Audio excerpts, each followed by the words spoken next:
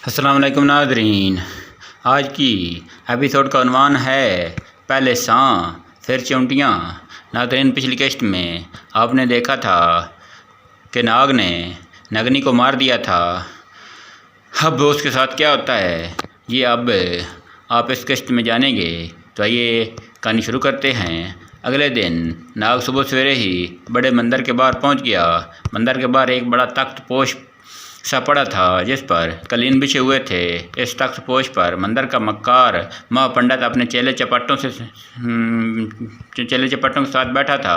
तख्त पोश के सामने लड़कियों की लंबी लाइन लगी हुई थी। इन लड़कियों को राजा ने ये पाल के सिपाही ज़बरदस्ती लाए थे ताकि इनमें कुर्बानी के लिए एक लड़की को मुंतखब किया जाए। एक तरफ लोगों का हजूम जमा था, इनमें लड़कियों के वालिदैन भी थे। नाग भी हजूम में खड़ा था। हर लड़की को महापंडित के सामने पेश किया जाता। महापंडित अपनी लाल लाल आंखों से लड़की को घूरता और हाथ उठा देता, जिसका मतलब था यह लड़की कुर्बानी के लिए ठीक नहीं है। बारी बारी लड़कियां महापंडित के सामने पेश की जाती। फिर एक मासूम लड़की गोरे रंगत वाली महापंडित के सामने पेश की गई। महापंडित को उसके कपड़े पुराने थे मगर वो बेहद खूबसूरत थी। उसके बाल गहरे स्याह और लंबे थे। काले बालों में इसका सफ़ेद चेहरा यूं था जैसे स्याह बादलों में चांद नजर आता हो। लड़की सहमी हुई थी। महापंडित की आंखों में चमक आ गई। उसने कहा, है लड़की, तेरा नाम क्या है? तो उसने और तेरी ज़ात क्या है? तू किस ज़ात से तल्लुक़ रखती है? लड़की ने लड़ती हुई आवाज़ में कहा, मेरा नाम मारिया है और मैं ज़ात की देश हूँ। उस वक्त हिंदुओं में 4 ज़ातें थीं, ब्राह्मण, क्षत्रिय, देश और शूद्र। ब्राह्मण सबसे ऊंची ज़ात थी। ब्राह्मणों का काम मज़हब की हिफाज़त था। वो मजहबी रसूमात वगैरह अदा करते थे। क्षत्रिय दूसरे नंबर की ज़ात थी, ये हुकूमत संभालते थे। उनके बाद तीसरे नंबर की ज़ात देश थी, ये खेती बाड़ी करते थे, यानी ये अमूमन किसान होते थे या तिजारत करते थे। चौथे नंबर पर शूदर थे, जो सबसे निचली ज़ात वाले थे। ये बाकी ज़ातों के अफराद की खिदमत करते थे। शूदरों के साथ बड़ा भयानक सलूक किया जाता था। किसी शूदर को कत्ल कर देना ऐसे था जैसे किसी मक्खी को मार दिया था। अगर कोई शूदर गलती से मजहबी किताब का कोई लफ्ज़ तक सुन लेता तो ये बहुत ही बड़ा जुर्म होता था। इस शूदर आदमी के कानों में पिघला हुआ शीशा डाल दिया जाता और वो तड़प तड़प कर मर जाता। शूदर को अछूत भी कहा जाता था। मक्कार महापंडित को मारिया पसंद आ गई। उसने दिल में सोचा, ये लड़की किसी हिंदू जागीरदार के हाथों महंगे दामों बिक जाएगी। ये तो आप पिछली किस्त में पढ़ ही चुके हैं कि महापंडित ने पत्थर की देवी के आगे लड़की की कुर्बानी देने का ढोंग रचाया हुआ था। मकार महापंडित ने खड़े होकर कहा, देवी के हुजूर कुर्बानी देने के लिए इस देश लड़की को चुन लिया गया है। लड़की ने यह सुना तो उसके मुंह से ज़ोरदार चीख निकल गई। वो खौफ से थरथराने लगी और कंपने लगी। हजूम में एक ज़ईफ़ बूढ़ा शख्स था जो इस लड़की का बाप था। रोता चिल्लाता निकला और महापंडित के कदमों में गिर गया। वो गिड़गिड़ाया, महाराज मुझ पर दिया करें, यह मेरी इकलौती बेटी है। महापंडित का चेहरा गुस्से से सुर्ख हो गया। उसने ज़ोरदार आवाज़ में कहा, बूढ़े के माथे पर मकारी और ज़ोरदार आवाज़ में गिरजा, बूढ़े के माथे पर मकारी और गिरजा। तू पापी है। देवी ने तेरी बेटी की कुर्बानी मांगी है और तू इसे जुल्म कहता है। बूढ़े के माथे से खून निकलने लगा था।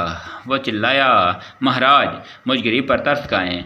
जालिम महापंडित चिल्लाया, सिपाहियों इसे पकड़कर कैद खाने में डाल दो, उसने देवी की बेइज्जती की है। बूढ़े अपनी बेटी की तरफ दौड़ा तो सिपाहियों के सरदार ने तलवार निकालकर बूढ़े का सर उड़ा दिया। यह सब इस तेज़ी से हुआ कि नाग देखता रह गया। वो इस जुल्म पर इसका खून खौल उठा था। नाग ने फैसला किया कि इस मकार पंडित और हिंदू सरदार को माफ़ नहीं करेगा।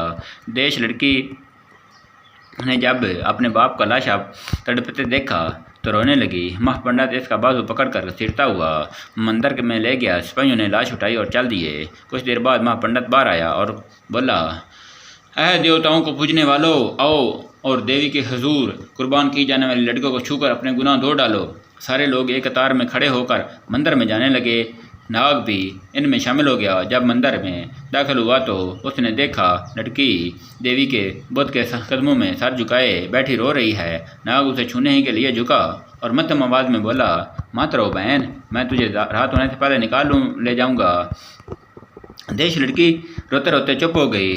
उसने एक झटके से सर उठाकर नाग की तरफ देखा। लड़की के चेहरे पर बेरौनक थी, बेयकीनी थी। नाग ने सरगोशी की, मेरी बात पर यकीन रखो, मैं तुम्हें बचा लूँगा। ये कहकर नाग मंदिर के दूसरे दरवाजे से बाहर निकल आया। अब वो उस बेराम हिंदू सरदार को मज़ा सिखाना चाहता था जिसने लड़की के बूढ़े बाप को कत्ल कर दिया था। मंदिर के बाहर दरवाजे के पास चंद सिपाही खड़े थे। नाग उनके पास जाकर बोला, बच्चा हमें बता दो, सरदार कहाँ है जिसने देवताओं की तौहीन करने वाले बदबख्त की गर्दन उतारी है? हम इसे खुश हुए हैं और उसे इनाम देना चाहते हैं। नाग साधु के वेश में था। सिपाही यही समझे कि यह बड़ा पहुंचा हुआ साधु है। हाथ जोड़कर अपना प्रणाम करने के बाद एक बोला, साधु महाराज वो सरदार पृथ्वी थे, उसके महल अगली सड़क पर है, सुर्ख महल। सरदार पृथ्वी अभी अभी किसी काम से अपने महल में गए हैं। नाग के लिए इतनी मालूमात काफ़ी थी। वो इसी वक्त हिंदू सरदार पृथ्वी के महल की तरफ चल दिया। बाजार में बड़ी रौनक थी। हिंदू धोतियाँ बांधे हलवा पूरी का नाश्ता कर रहे थे। नाग बाजार से गुजरकर अगली सड़क पर आ गया। यहाँ सड़क के एक तरफ सुर्ख रंग का खूबसूरत महल था। महल का दरवाज़ा बंद था और दूसरे दरवाजे पर नेज़े थामे पहरा दे रहे थे। नाग ने करीब जाकर कहा, है बच्चा, हम बदर सरदार पृथ्वी से मिलना चाहते हैं। एक पहरेदार बोला, चलो चलो भागो उधर से, सरदार के पास फजूल वक्त नहीं है। दूसरे पहरेदार ने मुंह टेढ़ा करके कहा, अरे बाबा शक्ल गुम करो, बड़े आए यहाँ पृथ्वी सरदार से मिलने वाला कोई नहीं। पहला सरदार कह का मार कर हंस पड़ा। नाग ने कहा, अरे बच्चा मजाक ना उड़ा, जाओ और कहो जो कहा है। एक पहरेदार ने नेज़ा तान लिया और कहा, अबे साधु के बच्चे, टर किए जाता है, अभी परो दूंगा नेज़े में। जिंदगी चाहता है तो यहाँ से भाग जा। अब तो नाग बर्दाश्त न कर सका, एकदम से तड़क कर काला सांप बन गया। पहरेदार ने पहले आंखें झपक कर फिर ज़ोर से आंखें मलकर नाग की तरफ देखा। ऐसा हैरतनाक मंजर उनके बाप ने भी कभी ना देखा था। एक इंसान पलक झपकने में सांप बन गया था। उनकी तो सिटी गुम हो गई, रंग उड़ गया। वो पहरेदार जिसने नेज़ा ताना था, गश खाकर धड़ाम से ज़मीन पर आकर गिरकर बेहोश हो गया। नाग फिर से इंसान बन गया और दूसरे पहरेदार से कहा, क्यों बच्चा, अब अंदर जाने देगा या नहीं? हाय, पहरेदार के मुंह से अल्फाज नहीं निकल सक रहे थे। अब तो वो यूं कांप रहा था जैसे सर्दी का बुखार आन चढ़ा हो। नाग को हंसी आ गई। उसने कहा, डरो मत बच्चा, हम तुझे कुछ नहीं कहेंगे। चल हमें सरदार पृथ्वी देवी के पास ले चलो। चलिए महाराज। पहरेदार ने दरवाज़ा खोला।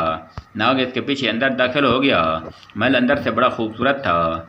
क्यारियों में फूल थे जिनकी खुशबू फिजा फैली हुई थी। पहरेदार नाग को लिए एक बड़े कमरे में पहुंचा। कमरे में संदली लकड़ी की एक कुर्सी पर सरू पर पृथ्वी देवी बैठा था। कमरे में संदली लकड़ी की एक कुर्सी पर सरदार पृथ्वी बैठा था। नाग ने उसे पहचान लिया। सरदार पृथ्वी के आगे एक मेज़ पड़ी थी जिस पर चांदी की तश्तरियों में मुख्तलिफ फल मौजूद थे। सरदार पृथ्वी इस वक्त अंगूर खा रहा था। पहरेदार के साथ एक साधु को देखकर उसके चेहरे की नागवारी के सार नमूदार होने लगे। वो बोला, ये किसको उठा लाए हो? सरकार, ये बड़े पहुंचे हुए साधु महाराज हैं, पहरेदार ने कहा और नाग के सांप बनने का वाक़या सुनाया। कुछ सोचकर सरदार पृथ्वी की आंखें चमक उठीं। नाग बड़े गौर से सरदार पृथ्वी को देख रहा था। उसने कहा, ऐ सरदार, तूने मंदिर के बाहर देवताओं की तौहीन करने वाले बूढ़े को मारा जिससे हम खुश हुए और तुझे इनाम देने आए हैं। सरदार पृथ्वी खुश होकर बोला, महाराज, ये तो मेरी खुशकिस्मती है। नाग ने दिल में कहा, बच्चों, अभी पता चलता है कि तू खुशकिस्मत है या बदबख्त है। नाग ने कहा, हम तुझे ऐसा मंत्र बताएंगे कि तू जो चाहेगा वही होगा। सरदार पृथ्वी उछल पड़ा। उसने बेसब्री से कहा, सरदार साधु महाराज, मैं राजा जयपाल की फौजियों का सेनापति यानी सिपा सलार बनना चाहता हूँ। नाग ने दिल में कहा, बेटा, अब तू जहमी लोगों का सेनापति बनेगा। वो बोला, ऐ सरदार, तेरी ख्वाहिश पूरी होगी। इस पहरेदार को बाहर निकाल कर दरवाज़ा बंद कर दे और मैं तुम्हें मंदिर बताता हूँ। अभी लें साधु महाराज। सरदार पृथ्वी ने पहरेदार को निकाल कर दरवाज़ा बंद कर दिया और नाग के पास आकर कहने लगा, अब मंदिर बताओ साधु महाराज। नाग ने सरदार पृथ्वी की आंखों में आंखें डालकर कहा, ऐ बदबख्त इंसान, मैं तेरी मौत हूँ। तू कमज़ोरों पर जुल्म ढाता है, तुझे इसकी सज़ा मिलेगी। सरदार पृथ्वी का मुंह खुल गया। वो तो ये समझ रहा था कि नाग उसे मंत्र बताने वाला है। नाग ने ज़ोरदार सांस के साथ एक मंत्र पढ़ा और काला सांप बन गया और बड़ी तेज़ी से सरदार पृथ्वी देवी की आंखों के दरमियान डस लिया। हिंदू सरदार पृथ्वी को जब जिस्म में आग की एक लहर दौड़ती महसूस हुई, इसका जिस्म अकड़ने लगा। नाग ने इसके जिस्म में सिर्फ इतना जहर दाखिल किया था कि वो जिंदा लाश बनकर रह गया था। हिंदू सरदार पृथ्वी अब न बोल सकता था, न हरकत कर सकता था, मगर महसूस कर सकता था, सुन सकता था, देख सकता था। नाग इंसान की शक्ल में आकर बोला, ऐ जालिम इंसान, तुझे सांप नोच नोच कर खाएंगे। तू दर्द से चीखना चाहेगा मगर चीख ना सकेगा, रोना चाहेगा मगर रो ना सकेगा, आंखों से देख कर सिसक कर मरेगा। ये कहकर नाग ने आंखें बंद करके खामोश आवाज़ में सिग्नल दिया। ये सिग्नल इतने ज़बरदस्त थे कि इर्द गिर्द के इलाके में ज़मीन में नीचे रहने वाले सारे सांप गुड़गुड़ा उठे। इनमें एक सफ़ेद रंग का सांप मौजूद था जो इन सब सांपों का सरदार था। नाग ने उसे सिग्नल की खामोश आवाज़ में 10 बार खतरनाक सांपों के हमरा आने का हुक्म दिया। सफ़ेद सांप उसी वक्त 12 सांपों के हमरा चला आया और सर झुकाकर अदब से सिग्नल की आवाज़ में कहा, ऐ मुकद्दस नाग देवता, हम हाजिर हैं। ये हमारी खुशकिस्मती है कि आपने हमें याद किया। नाग ने सिग्नल की आवाज़ में कहा, ऐ सफ़ेद सांप, ये शख्स बड़ा जालिम है, तुम सब इसे नोच नोच कर खा जाओ। सफ़ेद सांप ने हिंदू सरदार की तरफ देखा और कहा, जो हुक्म है नाग देवता। सारे सांप फंकारे मारते हिंदू सरदार पृथ्वी की तरफ बढ़े। इनकी छोटी छोटी सुर्ख आंखें, जिनमें मकनातीस कशिश कर रही थी, सरदार के चेहरे पर जमी हुई थीं। खौफ से हिंदू सरदार के रोंगटे खड़े हो गए। दहशत के मारे इसका बुरा हाल था। उसने चाक पूरी कुव्वत के साथ चीखे मगर हलक से कोई आवाज़ ना निकल सकी। सांप रेंगते हुए हिंदू सरदार के पास पहुंच गए। सफ़ेद सांप सबसे आगे था। वो दम के बल खड़ा हो गया, पान फैलाने लगा। सफ़ेद सांप ने ज़बरदस्त फंकार के साथ अपनी 2 शाखा जुबान लहराते हुए हिंदू सरदार के रुखसार पर फन मारा। सांप के तेज दांत हिंदू सरदार को अपने जिस्म में गड़ते महसूस हुए। हिंदू सरदार को यूं लगा जैसे इसके रुखसार में मिर्चें भर गई हों। सफ़ेद सांप ने एक झटके से अपना फान पीछे किया। रुखसार का गोश्त इसके मुंह में आ गया। लम्हे भर के लिए सफ़ेद हड्डियाँ नजर आ रही थीं। हिंदू सरदार का चेहरा फौरन ही खून से सुर्ख हो गया। दूसरे सांप भी हिंदू सरदार पर पल पड़े और इसके चेहरे का गोश्त नोचने लगे। कमरा इनकी तेज़ फंकारों से गूंज रहा था। हिंदू सरदार के मारे हिंदू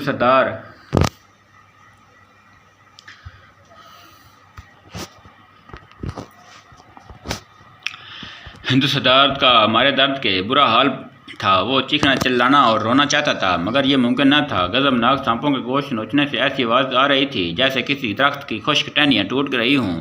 ये अंगारे चटखारे बजा रहे थे। सांप अब हिंदू सरदार के सारे जिस्म से लिपट चुके थे।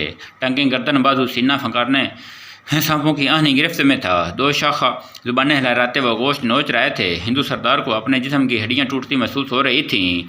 सफ़ेद सांप चेहरे का सारा गोश्त हड़प कर गया था।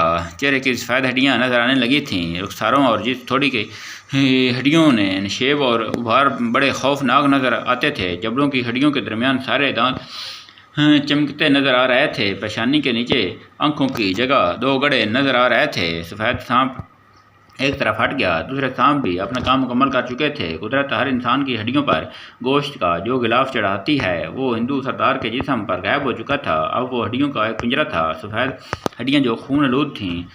हिंदू सरदार मर चुका था। उसे जुल्म की अबरनाक सज़ा मिल चुकी थी। सारे सांप अब नाग के आगे सर झुकाए खड़े थे।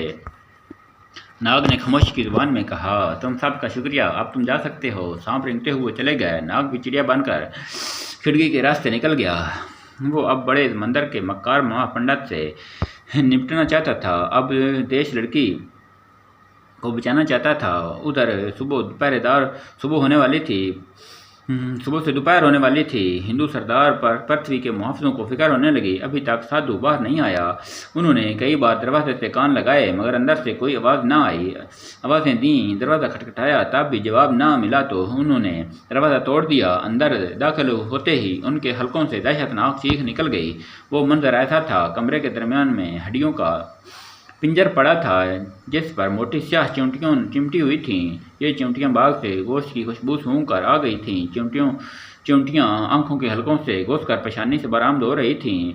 जालिम हिंदू सरदार पृथ्वी महाराज मर चुका था और अजाब में था। तो इसके साथ ही नाजरीन इस एपिसोड का इख्तिताम हो जाता है। अगली एपिसोड में आप देखेंगे सर जिंदा धड़ मुर्दा। तो मुझे इजाज़त दें। अल्लाह हाफ़िज़।